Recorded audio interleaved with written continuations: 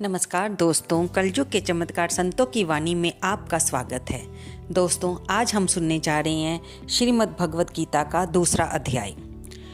अर्जुन कहे श्री कृष्ण को, सुनो कृष्ण भगवान, देखना चाहूँ जो आज मैं दोनों सेना महान, दोनों सैन महान जो वीर लड़ने आए, क्या क्या उनके नाम सैन संग कितनी लाए।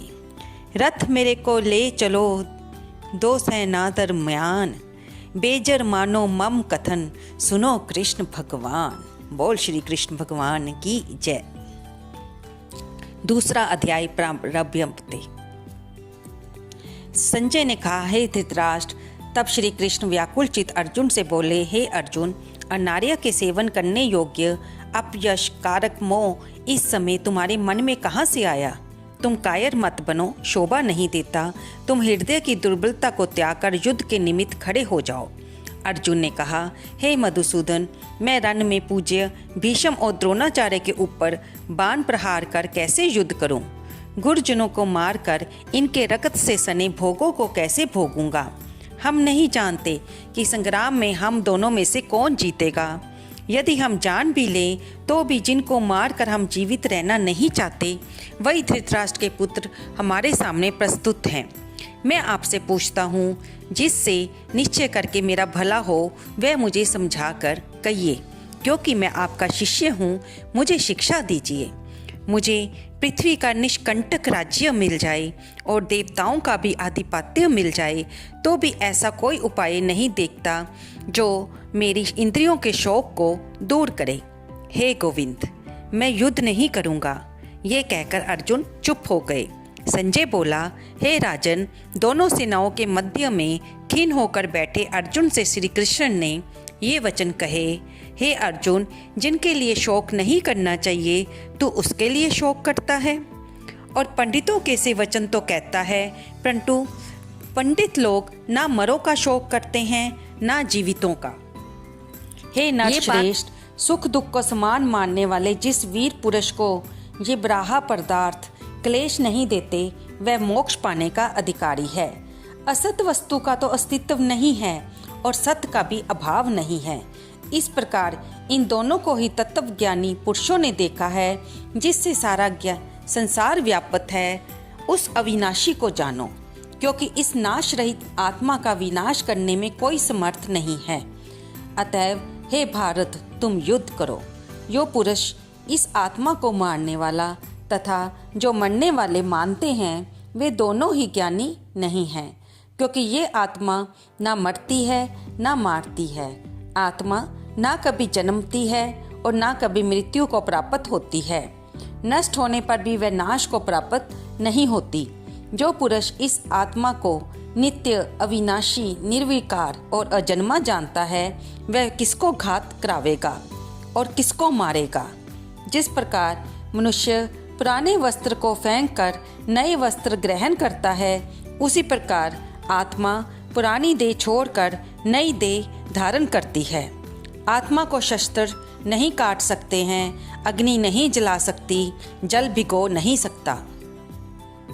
ये अविनाशी, सर्वव्यापी, स्थिर, अचल और सनातन है। ये इंद्रियों से जानी नहीं जा सकती, ये कल्पना से भी परे है।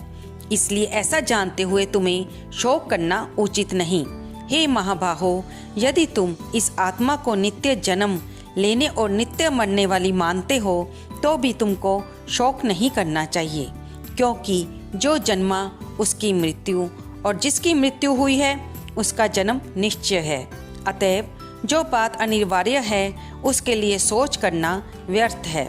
जन्म लेने से पहले क्या था किसी को मालूम नहीं, फिर मरने के पीछे क्या होगा कोई नहीं जानता। ऐसी दशा में किसी बात का सोच करना क्या तुमको उचित है? इस कारण सब प्राणियों के विषय तुमको सोच करना उचित नहीं है। अपने धर्म को भी सोचकर तुमको घबराना उचित नहीं है, क्योंकि क्षत्रिय को धर्म पूर्वक युद्ध से और कुछ भला करने वाला नहीं है। हे पार्थ, बिना इच्छा किए स्वर्ग का द्वार रूप ये युद्ध तुमको स्वतः प्राप्त हुआ है। ऐसा सुअवसर भाग्यवान इस क्षत्रियों को ही मिलता है। यदि तुम अपने धर्म के अनुसार इस संग्राम को ना करोगे तो अपने धर्म और बुराई को खो बैठोगे। सब लोग सदा तुम्हारी अपकीर्ति करेंगे और प्रतिष्ठा वाले पुरुषों के लिए अपयश का होना मृत्यु से भी बढ़कर है। ये महारथी समझेंगे कि अर्जुन डर कर संग्राम से हट गया और अब तक जो लोग तुम्हारा मान करते थे वे अपयश करने लगेंगे।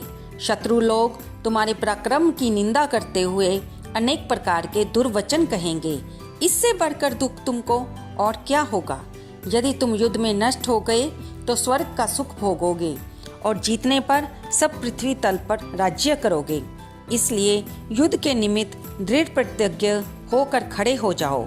सुख दुख लाभ हानि जय पराजय इनको समान समझकर लड़ने के लिए तैयार हो। ऐसा करने से तुम पाप को प्राप्त नहीं होंगे। हे पार्थ, ये ज्ञान उपदेश ज्ञान योग के विषय में तुझसे कहा गया। अब निष्काम कर्म योग के विषय में सुन। जिस ज्ञान को पाकर कर्म बंधन से तेरी मुक्ति होगी। कर्म योग मार्ग एक बार प्रारंभ किए बिना कर्म का नाश नहीं होता और विघ्न पड़ने पर भी शुभ फल होता है। इस कर्म का केवल प्रारंभ ही संसार के भय से छुड़ाकर पूर्ण ब्रह्म प्राप्त कराता है। निश्चय करने वाली बुद्धि इस निष्काम कर्म में एक ही है और कामना वाले पुरुषों की बुद्धि एकाग्र नहीं रहती। हे अर्जुन, अज्ञानी उस पुष्पिता वाणी को ही स्वर्ग सुख से बढ़कर कुछ नहीं समझते। स्वर्ग सुख को ही उत्तम पुरुषार्थ समझते हैं। उनको कामनाओं से चित्त व्याकुल होने के कारण निश्चयात्मक बुद्धि मोक्ष साधन की नहीं उत्पन्न होती, कारण कि उनका चित्त भोग आदि में सदैव निमग्न रहता है।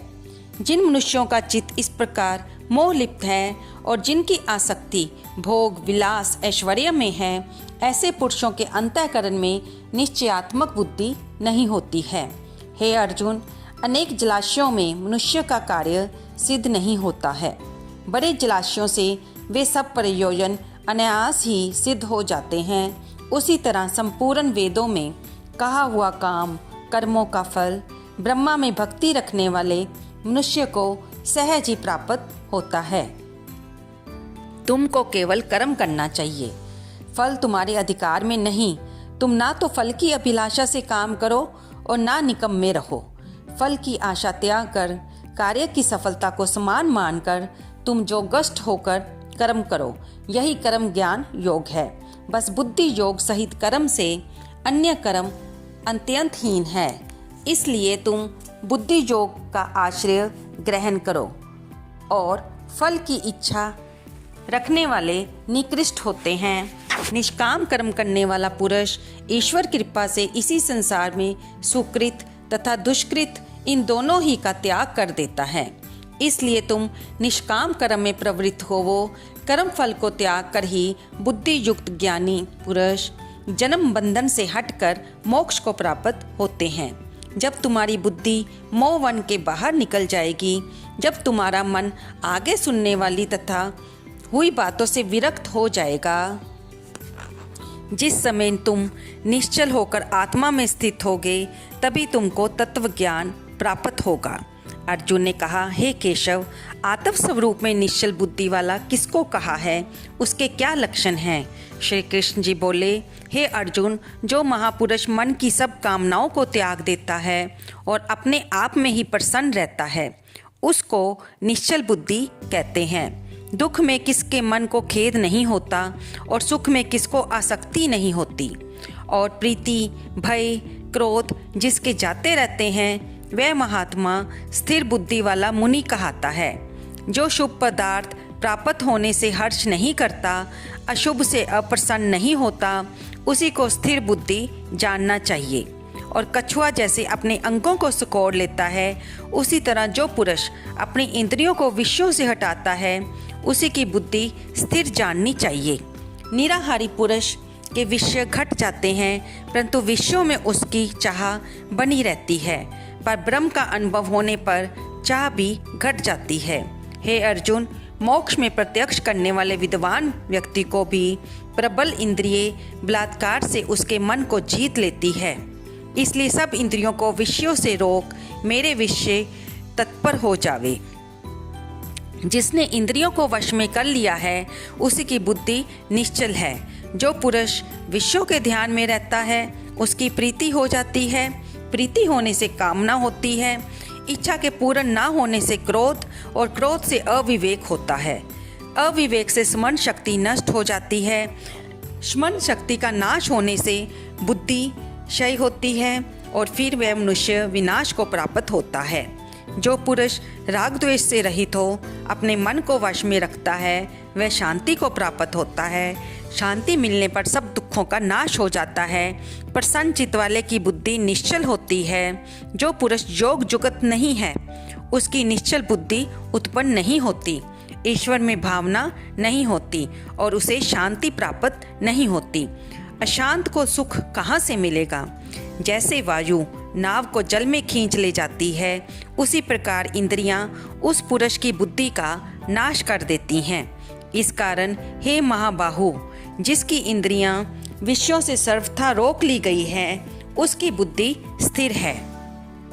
जो सब प्राणियों की रात है उसमें संयमी जागता रहता है, और प्राणी मात्र जिस समय जागते हैं मुनिजनों की वह रात्रि है। जल से भरे समुद्र में और नदियों का जल भरने पर भी वह अपनी मर्यादा पर रहता है। उसी प्रकार जिस पुरुष में इच्छा के रहने पर भी सब विषय भोग प्रवेश नहीं करते, उसी को शांति मिलती है। विषयों की इच्छा करने वाले को शांति नहीं मिलती। जो सब कामनाओं को छोड़कर तथा इच्छा रहित विचरता है वह शांति को प्राप्त होता है। हे पार्थ, ब्रह्म स्थिति यही है। ऐसी स्थिति मिल जाने पर प्राणी फिर मोह में नहीं फंसता और अंत समय में निर्वाण ब्रह्मा को प्राप्त होता है। इति सुपनिषद सुब्रह्मा विद्या योग शास्त्रे श्री कृष्ण अर्जुन संवादे विषाद योगो नाम द्वितीय अध्याय समाप्त। दोस्तों, यहाँ पर हमारा श्रीमद् भगवद गीता का द्वितीय अध्याय समाप्त होता है। इसमें भगवान कृष्ण जी ने अर्जुन को ये समझाने का प्रयास किया है कि तू कर्म योगी बन, ये युद्ध तुझे अपने आप ही स्वतः ही प्राप्त हुआ है। तू इसके फल की इच्छा को त्याग कर मेरे निमित्त हो जा। और भगवान श्री कृष्ण उसे समझाते हैं कि इच्छा जब इंसान की पूरी नहीं होती तो उससे क्रोध की उत्पत्ति और फिर अविवेक होता है, उससे स्मरण शक्ति नष्ट होती है और फिर बुद्धि का नाश होता है। बुद्धि का नाश होने से मनुष्य विनाश को प्राप्त होता है। लेकिन अगर हम अपने मन को वश में रखें तो हमें शांति की प्राप्ति होती है और शांति मिलने पर सब दुखों का नाश हो जाता है और प्रसन्न चित्त वाले की बुद्धि निश्चल होती है। इसलिए पुरुष को यानी कि हम लोगों को योग जुगत होना चाहिए। दोस्तों, यहाँ पर हमारा दूसरा अध्याय समाप्त होता है। कल हम इसी दूसरे अध्याय का महात्म्य सुनेंगे। आपको ये वीडियो कैसी लगी? इसे लाइक करें, शेयर करें और सब्सक्राइब करें। धन्यवाद दोस्तों।